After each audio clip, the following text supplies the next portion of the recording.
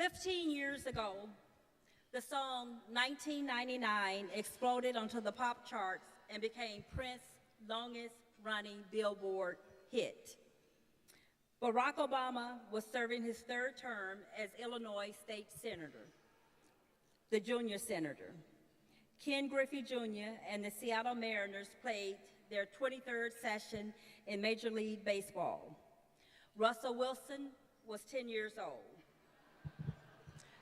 I-200 became in effect. 15 years ago, Tabor 100 was born. Good evening, ladies and gentlemen, and welcome to the game. My name is Ollie Garrett. I'm the president of Tabor 100 and coach of tonight's event.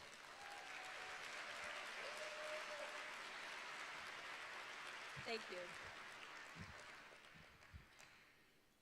It was 15 years ago that this community, this team was challenged with adversity and the possible exclusion of opportunity with the introduction of I-200. The adversity that the founders of Tabor 100 faced led them to revise their game plan and encourage others to get in the game. The grassroots effort led to what you see here in this room today as Tabor 100 15 years later.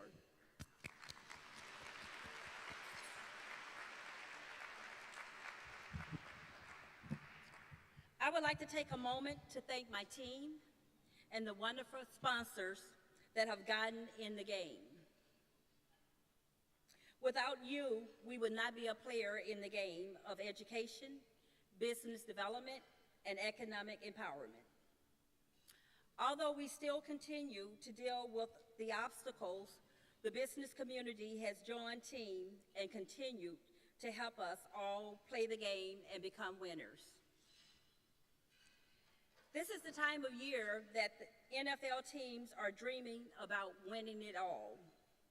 Major League Baseball teams are focused on the pennant race.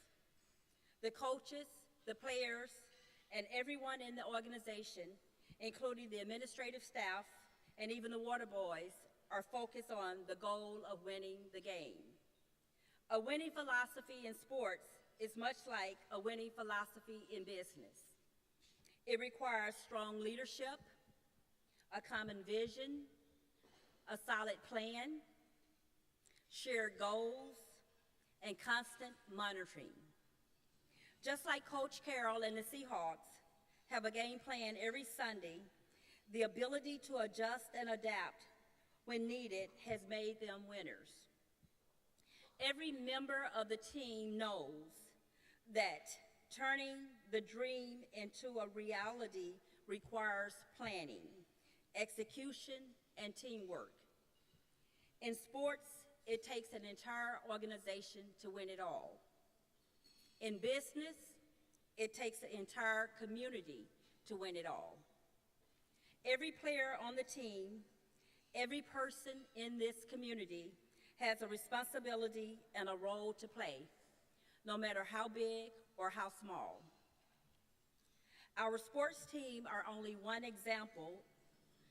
As I reflect on my faith, I recall many more examples of communities coming together and winning. In biblical times, the responsibility to the community and the greater good was evident. Have you ever noticed how frequent someone or something small does something big? The Bible is filled with individuals who were castaways, with situations that looked impossible. Yet God used those examples for a greater end.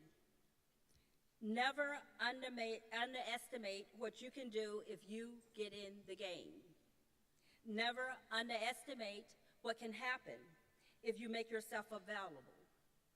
No one in the army of Israel thought that a small shepherd boy with a sling and a few rocks could slay a giant dressed in full armor.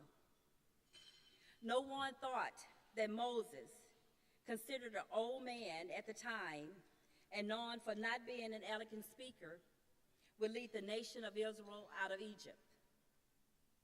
As it was in the story of the city of Jericho, The people had a strategy to conquer the city. The strategy was planned, and to some, the strategy seemed foolish. But Joshua, their leader, knew that if the army of Israel followed instruction, they would win the victory because of their faith. For 6 straight days, they were to circle the wall of Jericho without speaking. On the 7th day, they were to circle the wall 7 times, and at the given time, they were to shout. When they did this, the walls of Jericho would come down. I am sure some of those men had doubts. I'm sure some of those men questioned the process. However, Joshua, as the leader, stayed the course and ensured the entire community of men, great or small, were marching as one. Some were followers, some were leaders, but they were all together for the victory. This, ladies and gentlemen, is what we can do. If the community comes together as one, we are no longer a minority and can become a majority. When we do that, walls come down, doors are open, economic success begins. We are winners. We become winners. You would know we are winners when, as a community, we are able to walk into a bank and get equal treatment. When we can walk into Barney's and be asked, how may I help you? When we, as a team, can celebrate each other's victories instead of asking, why them and not me? Russell Wilson asks, why not us? When he constantly had to prove to the doubters and the naysayers that he was capable of being a successful NFL quarterback and could lead the Seahawks to victory. He was not afraid. He believed in getting in the game. I ask you today, what's the worst that can happen if you all get in the game? You will prepare yourself for the challenge ahead. It won't be easy. You will learn to fill your minds with thoughts of peace, thoughts of courage, thoughts of health, thoughts of hope, and thoughts of winning. You will learn to expect challenges, but accept gratitude graciously. You will learn to count your wins, but never your losses. You will learn to never worry about criticism. You will never waver. Altogether, let's say, I would never waver. Instead, you would say, why not me? You will learn to be a leader. You will learn to do your best. And then to some, do even more. But in the end, you will find a place among the winners. Hard work and focus will always distinguish winners from losers. Communities that fail to work together will pay a steep price with fewer wins. Successful communities and winners devote time to the fundamentals. They work together as a team. They engage the whole community, and they assess not only what went right, but what went wrong. Community engagement and teamwork will always be a vital component of our success.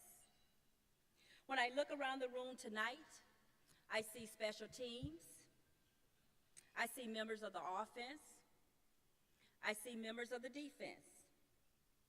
I see quarterbacks. I see coaches. I see the 12th man. And when we all get in the game, I see the walls of I-200 crumbling just as the walls of Jericho came down.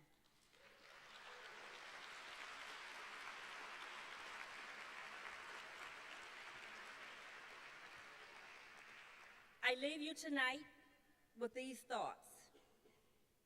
It has been said, if you don't know where you're going, then you will never arrive.